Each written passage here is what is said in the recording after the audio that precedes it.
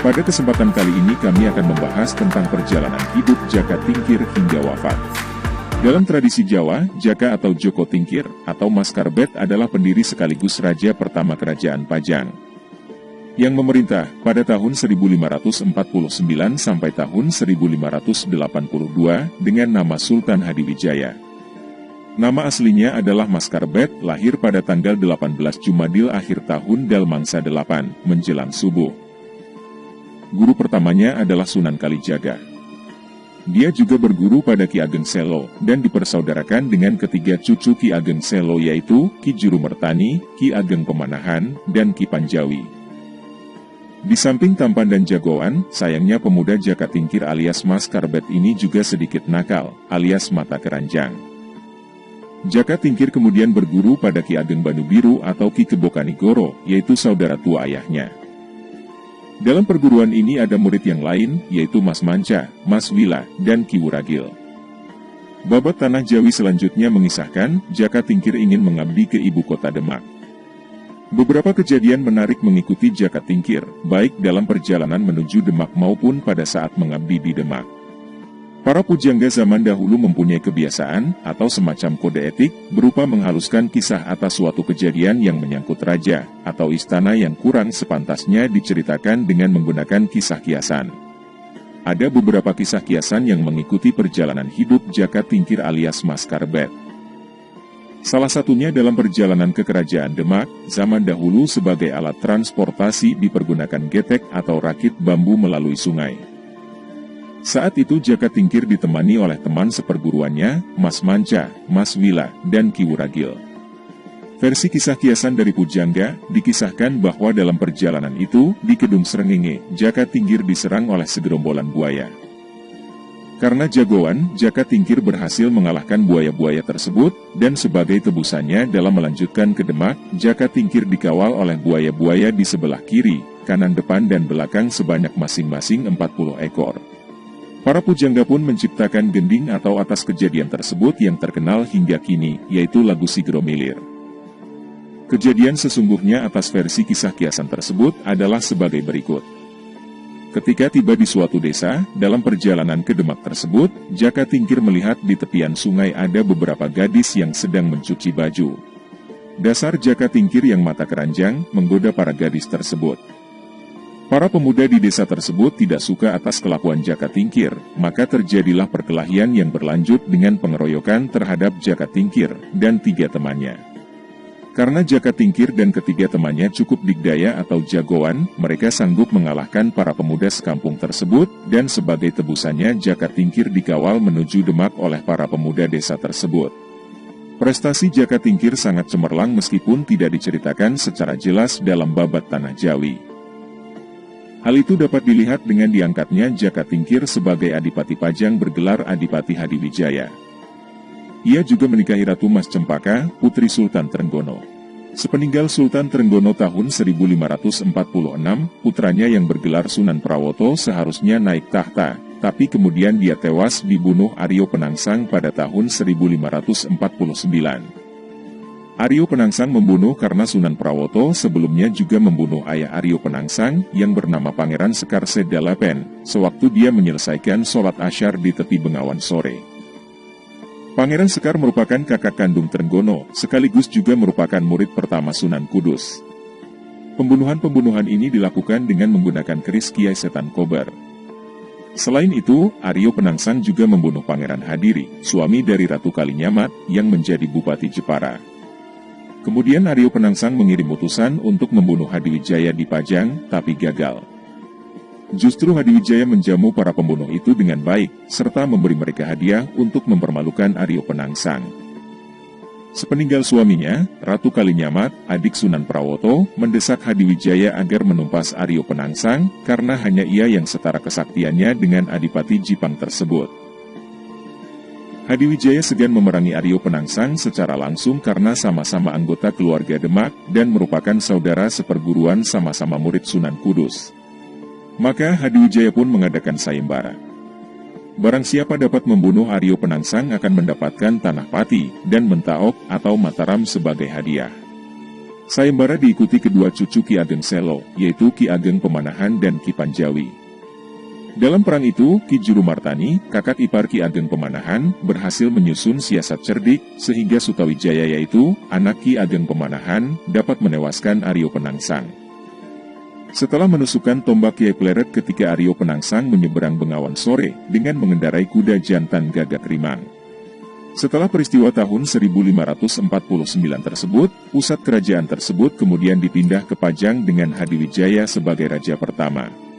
Demak kemudian dijadikan kadipaten dengan anak Sunan Prawoto yang menjadi adipatinya. Hadiwijaya juga mengangkat rekan-rekan seperjuangannya dalam pemerintahan. Mas Manca dijadikan Patih bergelar Patih Mancanegara, sedangkan Mas Wila dan Ki Wuragil dijadikan menteri berpangkat Ngabehi. Sesuai perjanjian sayembara atas keberhasilan membunuh Aryo Penangsang, Ki Panjawi mendapatkan tanah Pati dan bergelar Ki Ageng Pati. Sementara itu, Ki Ageng Pemanahan masih menunggu karena seolah-olah Hadiwijaya menunda penyerahan tanah Mataram. Sampai tahun 1556, tanah Mataram masih ditahan Hadiwijaya. Ki Ageng Pemanahan pun segan untuk meminta. Sunan Kalijaga selaku guru tampil sebagai penengah kedua muridnya itu. Ternyata, alasan penundaan hadiah adalah dikarenakan rasa cemas Hadiwijaya ketika mendengar ramalan Sunan Prapen, bahwa di Mataram akan lahir sebuah kerajaan yang mampu mengalahkan kebesaran Pajang. Ramalan itu didengarnya saat dia dilantik menjadi raja usai kematian Aryo Penangsang. Sunan Kalijaga meminta Hadiwijaya agar menepati janji, karena sebagai raja ia adalah panutan rakyat. Sebaliknya, Ki Ageng Pemanahan juga diwajibkan bersumpah setia kepada Pajang. Ki Ageng Pemanahan pun bersedia. Maka Hadiwijaya pun rela menyerahkan tanah Mataram pada kakak angkatnya itu. Tanah Mataram adalah bekas kerajaan kuno, bernama Kerajaan Mataram yang saat itu sudah tertutup hutan, bernama Alas Mentau. Ki Ageng Pemanahan sekeluarga, termasuk Ki Jurumertani, membuka hutan tersebut menjadi Desa Mataram. Meskipun hanya sebuah desa namun bersifat perdikan atau simaswatantra. Ki Ageng Pemanahan yang kemudian bergelar Ki Ageng Mataram, hanya diwajibkan menghadap ke Pajang secara rutin, sebagai bukti kesetiaan tanpa harus membayar pajak dan upeti. Dalam sejarah ini diceritakan kematian Jaka Tingkir atau Hadiwijaya, setelah pecahnya perang akibat pemberontakan Sutawijaya. Sutawijaya adalah putra Ki Ageng Pemanahan yang juga menjadi anak angkat Hadiwijaya. Sepeninggal ayahnya Ki Ageng Pemanahan tahun 1575, Sutawijaya menjadi penguasa baru di Mataram dan diberi hak untuk tidak menghadap selama setahun penuh. Waktu setahun berlalu dan Sutawijaya tidak datang menghadap. Hadiwijaya mengirim Ngabehi Wilamarta dan Ngabehi Wuragil untuk menanyakan kesetiaan Mataram. Mereka menemukan Sutawijaya bersikap kurang sopan dan terkesan ingin memberontak. Namun kedua pejabat senior itu pandai menenangkan hati Hadiwijaya melalui laporan mereka yang disampaikan secara halus. Tahun demi tahun berlalu, Hadiwijaya mendengar kemajuan Mataram semakin pesat.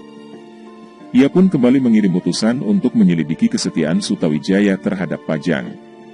Kali ini yang berangkat adalah Pangeran Benawa, yaitu sang putra mahkota, Aryo Pamalat, yaitu menantu Jaka Tingkir atau Hadiwijaya yang menjadi Adipati Tuban, serta Patih Mancanegara. Ketiganya dijamu dengan pesta oleh Sutawijaya. Di tengah keramaian pesta, putra sulung Sutawijaya yang bernama Raden Rangga membunuh seorang prajurit Tuban yang didesak Aryo Pamalat. Aryo Pamalat sendiri sejak awal kurang suka dengan Sutawijaya sekeluarga. Maka sesampainya di Pajang, Aryo Pamalat melaporkan keburukan Sutawijaya, sedangkan Pangeran Benawa menjelaskan kalau peristiwa pembunuhan tersebut hanya kecelakaan saja. Hadiwijaya menerima kedua laporan itu dan berusaha menahan diri. Pada tahun 1582 seorang keponakan Sutawijaya yang tinggal di Pajang, bernama Raden Pabelan dihukum mati, karena berani menyusup ke dalam keputrian menemui Ratu Sekar Kedaton, yaitu putri bungsu Hadiwijaya. Ayah Pabelan yang bernama Tumenggung Mayang, dijatuhi hukuman buang atau pengasingan, karena diduga ikut membantu anaknya. Ibu Raden Pabelan, yang merupakan adik perempuan Sutawijaya meminta bantuan ke Mataram. Sutawijaya pun mengirim utusan untuk merebut Tumenggung Mayang dalam perjalanan pembuangannya ke Semarang. Perbuatan Sutawijaya itu menjadi alasan Hadiwijaya untuk menyerang Mataram. Perang antara kedua pihak pun meletus. Pasukan Pajang bermarkas di Prambanan dengan jumlah lebih banyak, namun menderita kekalahan. Hadiwijaya semakin tergoncang mendengar Gunung Merapi tiba-tiba meletus, dan laharnya ikut menerjang pasukan Pajang yang berperang dekat gunung tersebut. Dalam perjalanan pulang, ia singgah ke makam Sunan Tembayat, namun tidak mampu membuka pintu gerbangnya. Hal itu dianggapnya sebagai firasat kalau ajalnya segera tiba. Hadiwijaya melanjutkan perjalanan pulang. Di tengah jalan ia jatuh dari punggung gajah tunggangannya, sehingga harus diusung dengan tandu. Sesampainya di Pajang, datang makhluk halus anak buah Sutawijaya bernama Ki Jurutaman memukul dada Hadiwijaya, membuat sakitnya bertambah parah. Hadiwijaya berwasiat supaya anak-anak dan menantunya jangan ada yang membenci Sutawijaya, karena perang antara Pajang dan Mataram diyakininya sebagai takdir. Selain itu Sutawijaya sendiri adalah anak angkat Hadiwijaya yang dianggapnya sebagai putra tertua. Pada cerita rakyat dinyatakan bahwa sebenarnya Sutawijaya adalah anak kandung Hadiwijaya dengan anak Ki Ageng Selo. Hadiwijaya alias Jaka Tingkir akhirnya meninggal dunia tahun 1582. Ia kemudian dimakamkan di Desa Butuh, yaitu kampung halaman ibu kandungnya.